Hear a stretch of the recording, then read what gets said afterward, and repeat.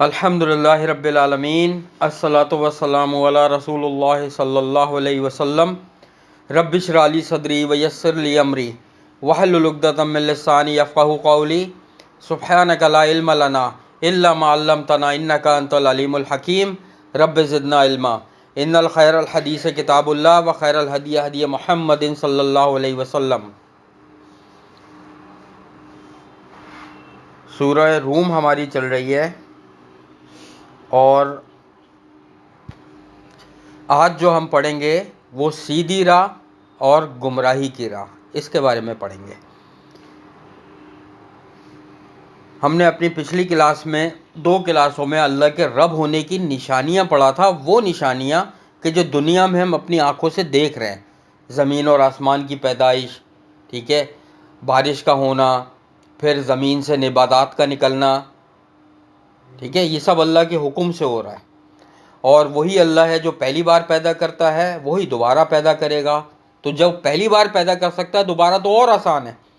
یہ ہم نے تفصیل پڑھ لی تھی، اور اس کے بعد ہم نے پڑھا تھا کہ اسی کے لیے ہے اعلیٰ مثالیں آسمانوں میں بھی اور زمین میں بھی، اور وہی بڑا زبردست اور خوب حکمت والا ہے، ٹھیک ہے، یہ ہم نے پڑھ لیا تھا۔ اس کے بعد اللہ تعالیٰ نے ایک مثال بیان کی تھی۔ وہ مثال کیا تھا کہ کوئی مالک اپنے نوکر سے ڈرتا ہے کیا؟ کوئی مالک اپنے نوکر سے تو نہیں ڈرتا نا، نوکر مالک سے ڈر رہا ہوتا ہے۔ تو اسی طریقے سے انسانوں کا مالک اللہ ہے، ہمیں اس سے ڈرنا چاہیے۔ ہم کیوں اللہ کا در چھوڑ کے کسی اور کے پیچھے جا رہے ہوتے ہیں، ٹھیک ہے۔ اور اللہ تعالیٰ کا ایک بہترین انداز ہے قرآن میں، جو مثالیں بیان کرتا ہے اللہ تعالیٰ، یہ ایک قرآن کا بہترین انداز ہے۔ اس سے پتہ لگتا ہے یہ ایک تھیوریٹیکل نہیں، پریکٹیکل بک ہے، ٹھیک ہے۔ آگے چلتے ہیں انشاءاللہ۔ اعوذ باللہ السمیع العلیم من الشیطان الرجیم من ہمزہ ونفخہ ونفثہ۔ بل اتبع الذین ظلموا اهواءهم بغیر علم فمن يهدی من اضل اللہ وما لهم من ناصرین۔ اب اللہ تعالیٰ فرما رہے ہیں بلکہ اتباع کیا ان لوگوں نے جنہوں نے ظلم کیا اپنی خواہشوں کا بغیر علم کے، یعنی اتباع کیا انہوں نے اپنی خواہشات کا۔ یہ سب سے بڑا ظلم ہے کہ اللہ کی مرضی کو چھوڑ کر، نبی کی سنتوں کو چھوڑ کر، نبی کے راستوں کو چھوڑ کر اپنی خواہشوں کے پیچھے چلے۔ پھر کون ہدایت دے سکتا ہے اسے جس کو گمراہ کر دیا اللہ نے، اور نہیں ہے ان کے لیے کوئی مددگار۔ اللہ جسے گمراہ کر دے تو اس کو کوئی ہدایت نہیں دے سکتا۔ اب اس پہ بھی بہت سے لوگ سوال اٹھا سکتے ہیں کہ اگر اللہ جس کو گمراہ کر دے تو پھر اللہ اس کو چاہیے کہ اس کو جہنم میں نہ ڈالے۔ بھائی قرآن میں ہی ہے نا، اللہ جس کو گمراہ کر دے اس کو کوئی ہدایت نہیں دے سکتا۔ تو وہ تو یہ کہہ سکتا ہے کہ یا اللہ تو نے گمراہ کر دیا تھا، اب جہنم میں کیوں ڈال رہا ہے؟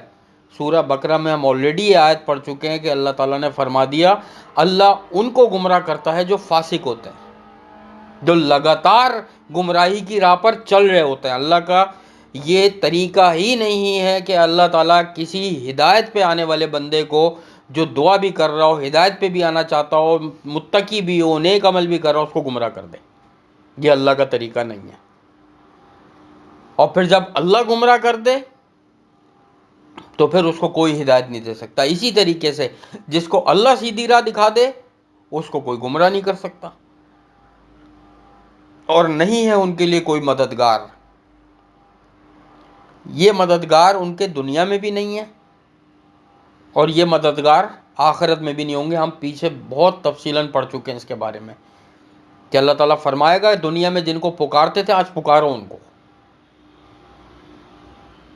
آج پکارو، وہ پکاریں گے، اور جن کو پکارا جائے گا وہی منع کر دیں گے۔ ہم تو کچھ نہیں کر سکتے، یا اللہ انہوں نے تو زبردستی ہمیں شریک ٹھہرایا، بتا۔ تو ہدایت اور گمراہی یہ اللہ کے اختیار میں ہے۔ جو سیدھے راستے کی طرف آنا چاہتا ہے اللہ اس کو ہدایت دے دیتا ہے۔ جو سیدھے راستے کی طرف نہیں آنا چاہتا اللہ اس کو ہدایت نہیں دیتا۔ یہ اللہ نے اختیار انسان کو دیا ہے دنیا میں کہ وہ دیکھے، تحقیق کرے کہ اصل میں انسان دنیا میں آیا کیوں ہے۔ ٹھیک ہے، اگلی آیت کی طرف چلتے ہیں انشاءاللہ۔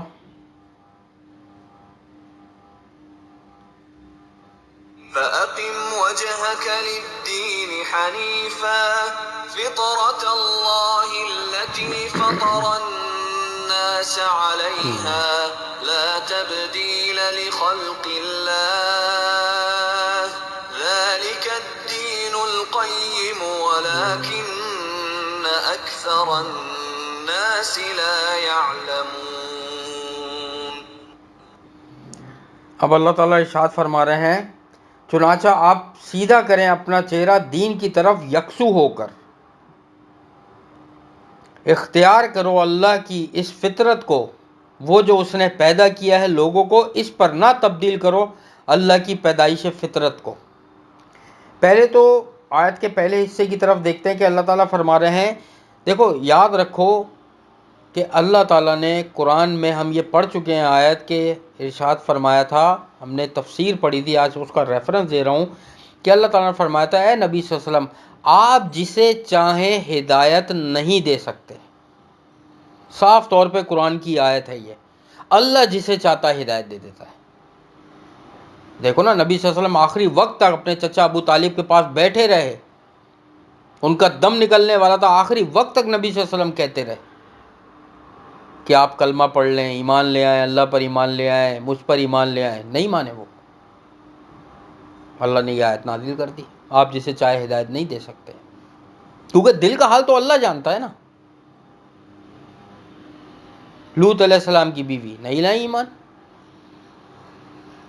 اسی طریقے سے نوح علیہ السلام کا بیٹا نہیں لایا ایمان۔ ایمان کون لے کر آئیں؟ فرعون کی بیوی آسیہ، اللہ نے ان کو ہدایت دے دی، ایمان لے آئیں فوراً، ان کے دل میں وہ چیز تھی۔ یہاں سمجھانے کا مقصد یہ ہے کہ اللہ تعالیٰ نبی صلی اللہ علیہ وسلم نے فرمایا ہے کہ آپ کا کام پہنچانا ہے، یعنی آپ کا کام اللہ کا دین لوگوں تک پہنچانا ہے۔ نبی صلی اللہ علیہ وسلم سے سوال نہیں کیا جائے گا اگر کوئی ایمان نہیں لے کر آتا، کیونکہ نبی صلی اللہ علیہ وسلم بہت پریشان ہوا کرتے تھے کہ یہ لوگ ایمان نہیں لا رہے، بہت روتے تھے راتوں میں، ان کے لیے دعائیں کرتے تھے، اتنا زیادہ پریشان ہوتے تھے لوگوں کے لیے، کیونکہ وہ تو ایک نبی بنا کر بھیجے گئے تھے اور انہوں نے اپنا پورا حق ادا کیا نبی ہونے کا۔ تو اللہ تعالیٰ یہی فرما رہے ہیں کہ آپ پریشان نہیں ہو، آپ سے نہیں پوچھا جائے گا، آپ یکسو ہو کر اللہ کی عبادت کرتے رہیں۔ اور پھر اللہ تعالیٰ نے فرمایا کہ اختیار کرو اللہ کی اس فطرت کو، وہ جو اس نے پیدا کیا ہے لوگوں کو، اس پر نہ تبدیل کرو اللہ کی پیدائش فطرت کو۔ اس میں دو تین چیزیں سمجھنے کی ہیں۔ صحیح بخاری یا صحیح مسلم کی یہ حدیث ہے، اس کا ایک حصہ صحیح بخاری میں بھی ہے اور دوسرا حصہ یا تو صحیح بخاری میں یہ یا صحیح مسلم میں۔ نبی صلی اللہ علیہ وسلم نے جنگ کے لیے ایک دستہ بھیجا،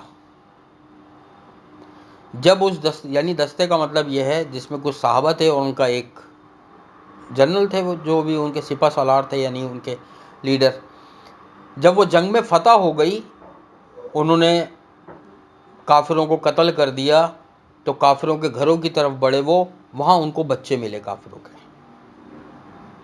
تو وہ لوگ نبی صلی اللہ علیہ وسلم کے پاس واپس آئے، ان سے پوچھا تو نبی صلی اللہ علیہ وسلم نے فرمایا کہ میں نے تمہیں کب کہا تھا کہ بچوں کو قتل کرو، میں نے یہ بات کب کہی؟ پھر نبی صلی اللہ علیہ وسلم نے فرمایا کہ ہر بچہ جو ہے وہ فطرت اسلام پر پیدا ہوتا ہے، اس کے والدین اس کو یہودی، نصرانی یا عیسائی یا مجوسی بناتے ہیں، یعنی ہر پیدا ہونے والا بچہ چاہے وہ ہندو کا ہو، چاہے وہ عیسائی کا ہو، چاہے وہ یہودی کا ہو، اگر وہ اس دنیا سے چلا جائے تو وہ مسلمان حالت میں جاتا ہے، ہر پیدا ہونے والا بچہ۔ لیکن جب وہ بڑا ہوتا ہے آہستہ آہستہ، اس کے ماں باپ اس کو اپنا مذہب سکھاتے ہیں تو پھر وہ اس کا دین بدل دیتے ہیں، پھر وہ مسلمان نہیں رہتا۔ ہر پیدا ہونے والا بچہ جو ہے وہ مسلمان ہوتا ہے، فطرت اسلام پہ پیدا ہوتا ہے، یہی تو اللہ تعالیٰ فرما رہے ہیں کہ اللہ کی فطرت کو اختیار کرو کہ فطرت اسلام پہ اللہ نے پیدا کیا ہے، تو اس کو اسی دین فطرت کے بہت قریب ہے. دین فطرت کہلاتا ہے، یہ پتہ ہے دین اسلام، کہ جو انسان کی فطرت ہے وہی دین ہے. تو اس فطرت کو مت چینج کرو. اپنے بچوں کو یہودی، عیسائی، نصرانی، ہندو یا کافر، مشرک نہ بناؤ. ٹھیک ہے، بچوں کو مسلمان ہی رہنے دو اور نہ تبدیل کرو ان کی پیدائش فطرت کو. ایک تو یہ چیز ہو گئی. دوسرا، یاد کرو میں نے ایک حدیث سنائی تھی، میرا خیال ہے عبداللہ بن مسعود رضی اللہ تعالیٰ عنہ کی بیوی کے بارے میں، کہ پوری تفصیل سے میں نے بتائی تھی کہ وہ جو عورتیں، وہ جو ان کی بیوی تھیں، وہ میں نے حدیث سنائی تھی پوری، کہ انہوں نے فرمایا کہ اللہ تعالیٰ نے، نبی صلی اللہ علیہ وسلم فرمایا کہ لعنت کری ہے گوننے والیوں پر، گنوانے والیوں پر، بال چہرے کے بال نچوانے والیوں پر، بھویں یا آئیبرو وہ جو بنواتے ہیں پتہ نہیں کیا، ان پر، ان عورتوں پر، سب پر لعنت کی ہے اللہ تعالیٰ نے. یہ فطرت کو چینج کرنا ہے. اور پھر اس میں وہ چیز بھی آ گئی، پھر اس میں وہ چیز بھی آ گئی جو ٹرانسجینڈر ہیں. اس پہ بھی میں نے تفصیلاً بتایا تھا. 48,000 اپلیکیشنز ابھی لگی ہوئی ہیں اپنا جنس چینج کرانے کے لیے یہاں کے اس میں پاکستان میں، کہ جو لڑکے لڑکیاں بننا چاہتے ہیں اور جو لڑکیاں لڑکے بننا چاہتے ہیں. یہ سب چیزیں اس میں آ جاتی ہیں اگر اس کی مزید تفصیل میں جاؤ. دین چینج کرنا، اپنی فطرت شیطان نے چیلنج کیا تھا نا، یاد ہے ہم نے پڑھا تھا کہ شیطان کو جب جنت سے نکالا تھا اللہ تعالیٰ نے اپنی رحمت سے دور کر دیا تھا، تو اسے کیا کہا تھا کہ میں بھٹکاؤں گا اور میں ان کی فطرت، یعنی ان کو اتنا بھٹکاؤں گا کہ وہ تخلیق میں بدل دیں گے، تیری تخلیق کو بدل دیں گے. اس پہ ایک اور چیز یاد آئی کہ تخلیق کو جب بدلنے والی بات ہے نا، تو ہمارے یہاں ایک، چونکہ ابھی رمضان آ رہے ہیں، رمضان کے بعد پھر بقرعید آ جائے گی، تو ایک چھوٹی سی اور بات یاد آئی تو میں کلیئر کرتا چلوں. کچھ بکرے دیکھا ہوگا جس کو بو بکرے کہتے ہیں، اور کچھ بکرے دیکھا ہوگا جس کو خصی بکرے کہتے ہیں. کچھ جو ہمارے یہاں دین اسلام کے لوگ ہیں وہ کہتے ہیں خصی بکرے کی قربانی جائز نہیں ہے، کچھ کہتے ہیں بو بکرے کی قربانی جائز نہیں ہے. ایسا نہیں ہے کچھ بھی. وہ کہتے ہیں خصی بکرا کرنا جو ہے وہ اللہ کی فطرت میں تبدیلی کرنا ہے. بات صحیح ہے ان کی اپنی جگہ. وہ یہ کہتے ہیں کہ بو بکرا چونکہ ناپاکی پیتا ہے اس لیے وہ جائز نہیں ہے، لیکن یہ دونوں باتیں قرآن اور حدیث سے ثابت نہیں ہیں. نبی صلی اللہ علیہ وسلم نے جس جانور کی قربانی کو منع کیا ہے اس کے جو عیب انہوں نے 3 اور 4 جو بتا دیے حدیث میں وہ آتے ہیں. بس میں اس کی تفصیل میں بھی نہیں جا رہا کہ کون کون سے. ان میں بکرے کا خصی ہونا جو ہے یہ شامل نہیں ہے عیب میں. اور بلکہ اس پہ ایک حدیث بھی ملتی ہے، یہ حدیث ہے موطا امام مالک میں، شاید کتاب حدیث کی جو کتاب ہے موطا امام مالک، اس میں ہے کہ نبی صلی اللہ علیہ وسلم نے 2 چتکبرے مینڈے جو کہ خصی تھے ذبح کیے. حالانکہ اس کا ایک راوی ہے، اس کا سما دوسرے سے ثابت نہیں ہے. بہرحال اس پہ علماء کرام نے جرح کی ہے. میں نہیں کہتا کہ یہ صحیح سند ہے، بالکل تھوڑی سی جرح ہے اس حدیث پہ، لیکن بہرحال خصی قربانی جانور کی وہ بھی جائز ہے، اور جو خصی نہیں ہے جانور اس کی قربانی بھی جائز ہے. یہ تخلیق میں، ابھی قرآن کی آیت جدلی ایسے بتا رہا ہوں، یہ اللہ کی تخلیق میں تبدیلی نہیں ہے.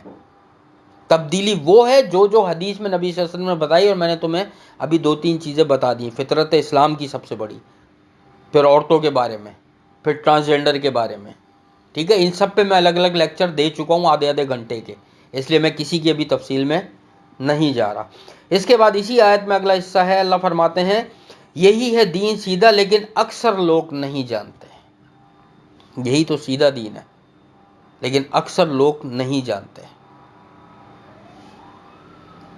ایک اور حدیث ہے، نبی نے فرمایا کہ اس عورت پر لعنت ہے جو اللہ کی لعنت ہو جو مرد بننے کی کوشش کرے، یا اس مرد پر لعنت ہو جو عورت بننے کی کوشش کرے، عورتوں کی مشابہت اختیار کرے، بلکہ بننے کی بھی کوشش نہیں کرے، مشابہت تک اختیار کرنے کو منع کیا گیا ہے. ٹھیک ہے، تو یہی سیدھا دین ہے، لیکن اکثر لوگ نہیں جانتے۔ اللہ نے فرما دیا بالکل سیدھا سیدھا تو دین ہے، اس میں مسئلہ کیا ہے؟ کھول کھول کے اللہ تعالیٰ نے قرآن میں آیتیں بتا دی، نبی صلی اللہ علیہ وسلم نے اس کا پورا پریکٹیکل حدیث میں دین میں کر کے دکھا دیا، سنت میں، اور بچا کیا پیچھے؟ اگلی آیت کی طرف چلتے ہیں انشاءاللہ۔ منیبین الیہ واتقوہ واقیموا الصلاة ولا تکونوا من المشرکین۔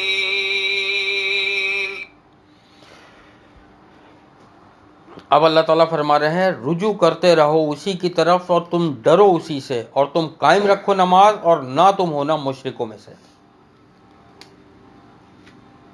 جب تک ہم قرآن نہیں پڑھیں گے، جب تک ہمیں اندازہ نہیں ہوگا کہ ہم کھڑے کہاں ہیں۔ سورہ بقرہ میں یہ آیتیں گزر چکی ہیں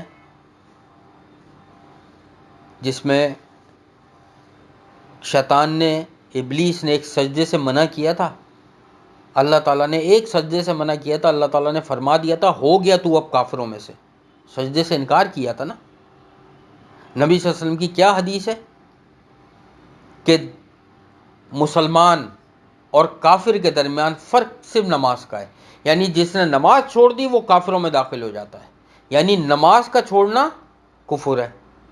یہ ثابت ہو گئی بات، صحیح سند کی حدیث بتا رہا ہوں میں، جس کو چاہیے میں پورے راویوں کے ساتھ، کتاب کے ساتھ اس کو دکھا سکتا ہوں، یہ موجود ہے حدیث۔ نماز کا چھوڑنا کفر میں داخل ہو گیا۔ اب تمہیں ایک اور چیز بتاتا ہوں نماز کی۔ نماز ایسا گناہ ہے کہ جس کا چھوڑنا کفر بھی اور شرک بھی ہے، اللہ تعالیٰ نے فرما دیا، یہ دیکھ لو کہ رجوع کرتے رہو اسی کی طرف، اور تم ڈرو اسی سے، اور تم قائم کرو نماز، تم مشرکوں میں سے نہیں ہونا۔ علماء کرام کہتے ہیں یہ آیت صاف طور پر اللہ تعالیٰ فرما رہا ہے کہ نماز قائم کرو بھائی، مشرکوں میں سے نہ ہو۔ جو نماز چھوڑ دے وہ مشرکوں میں سے ہے۔ جس نے نماز چھوڑ دی وہ شرک میں پڑ جاتا ہے، اور جو بالکل ہی نہیں پڑھتا نماز وہ مشرک سمجھو کہ علماء کرام تو اس پہ فتویٰ دیتے ہیں، اس پہ بڑا علماء کرام میں وہ ہیں اقوال موجود ہیں بے نمازی کے بارے میں، اور بڑے بڑے علماء کرام کے بتا رہا ہوں میں تمہیں، امام ابو حنیفہ، امام مالک، امام شافعی، امام احمد بن حنبل، امام ابن عثیمین، امام صالح المنجد، یہ سارے ٹاپ کلاس اماموں کا بتا رہا ہوں میں کہ ان کے فتوے موجود ہیں۔ اور کیا کیا فتوے ہیں کہ بے نمازی کو مسلمانوں کے قبرستان میں دفن نہیں کیا جائے گا، بلکہ ایک تو عالم نے فتویٰ دیا بے نمازی کا کوئی وراثت میں حصہ نہیں ہے، کیونکہ حدیث کے الفاظ موجود ہے نا کہ مسلمان نہ کافر کی وراثت میں حصہ ہوتا ہے، نہ کافر مسلمان کی وراثت میں حصہ دار ہوتا ہے۔ مثلا فرض کرو ایک باپ ہے، اس کا ایک مکان ہے، اب وہ باپ مر گیا، لیکن اس کا جو سگا بیٹا ہے وہ کافر ہے، تو وراثت میں سب اس کو کچھ نہیں ملے گا۔ یا ایک باپ ہے وہ کافر ہے اور بیٹا مسلمان ہو گیا، تو اب اس کو وراثت میں سے نہیں ملے گا۔ اس طرح کی پوری حدیث میں نے اس میں بتائی تھی، ٹھیک ہے، کمی بیشی اللہ تعالیٰ معاف کرے۔ پوری حدیث جب میں عمدۃ الاحکام پڑھا رہا تھا تو میں نے اس میں پوری تفسیر اس وقت بتائی تھی اس کی۔ بہرحال تو اب یہ دیکھو کہ علماء کرام کہتے ہیں کہ اگر وہ مرا ہے تو وراثت میں بھی کوئی اس کا حصہ دار نہیں ہوگا۔ کچھ کہتے ہیں کہ ان کو مسلمانوں کے قبرستان میں نہیں دفنانا چاہیے، بلکہ کچھ تو یہ کہتے ہیں اس کی نماز جنازہ بھی نہیں پڑھو۔ اتنے علماء کرام نے فتوے لگائے بے نمازی کے بارے میں، اور آج ہمارے معاشرے میں 90%، 95% لوگ نمازیں نہیں پڑھتے۔ اذانیں ہو رہی ہوتی ہیں اور دیکھ لو روڈوں پہ، بازاروں میں، مارکیٹوں میں رش ہی رش، اکا دکا کوئی اس میں سے نکل کے مسجد چلا جائے تو نماز پڑھنے چلا جائے، ورنہ بازار سے رش کم نہیں ہوتا۔ نماز کا چھوڑنا کفر بھی ہے اور شرک بھی ہے۔ یہ بالکل نبی صلی اللہ علیہ وسلم کی آخری وصیتوں میں سے تھی، جو 3 وصیتیں کری تھیں انہوں نے، جو میں نے بتائی ہیں تو میں کئی بار، ان میں سے ایک نماز کی بھی تھی کہ نماز مت چھوڑنا، نماز مت چھوڑنا۔ تو یہاں ہم نے جو آج کی کلاس میں پڑھا کہ سیدھی راہ، کہ اللہ جس کو لگا دے سیدھی راہ پہ، اور یہی سیدھی راہ ہے کہ اللہ کی جو دین فطرت ہے اسی پر قائم رہو، اس سے نہ ہٹو۔ کہ مورتیاں بنا کر پوجنے لگو، سورج چاند ستاروں کی پوجا کرو. اور یہی فطرت ہے کہ جب اللہ نے پیدا کیا ہے اللہ کی طرف پلٹو گے تو پھر اسی کے لیے نماز قائم کرو، مشرکوں میں سے نہ ہو. یہ تینوں آیتیں ہم نے پڑھی کہ جو دین کے سیدھی راہ ہونے کی طرف ہمیں بتاتی ہیں کہ اصل میں راستہ کیا ہے. جب ہم قرآن پڑھیں گے، اس کی تفسیر میں جائیں گے، نبی صلی اللہ علیہ وسلم اور صحابہ کرام کا عمل دیکھیں گے تو ہمیں اندازہ ہوگا کہ ہماری کیا کیا غلطیاں ہیں. اور ایسے ہی تو بیٹا اللہ تعالیٰ یہ تھوڑی کہتا کہ انسان اگر بھٹکا ہوا ہے وہ فوراً گھر آئے اور 5 وقت کا نمازی بن جائے اور وہ پڑھتا رہے اور پوری حدیث کی کتابیں لے کے پوری رات وہ پڑھتا رہے، سارا پڑھ کے اور عالم فاضل بن کے صبح سے اس پہ عمل کرے. کہ انسان کے لیے کیا پاسبل ہے؟ اللہ تعالیٰ یہی تو فرماتے ہیں کہ قرآن پڑھو، نبی صلی اللہ علیہ وسلم کی سنت کا مطالعہ کرو اور اپنی غلطیاں درست کرتے چلے جاؤ. یعنی اللہ سے اس حال میں ملاقات کرو کہ آپ غلطیاں درست کرنے میں لگے ہوئے ہو. یعنی ہماری ملاقات اللہ سے اس حال میں ہونی چاہیے، بھائی ہم ظاہر عالم فاضل تو نہیں ہیں، ٹھیک ہے، ہم قرآن پڑھ رہے ہیں، سیکھ رہے ہیں، جو ہمیں اپنی غلطیاں نظر آ رہی ہیں ہم اس کو آہستہ آہستہ آہستہ آہستہ صحیح کرتے چلیں. جتنا ہم پڑھتے جا رہے ہیں وہ غلطیاں ریپیٹ نہ ہوں.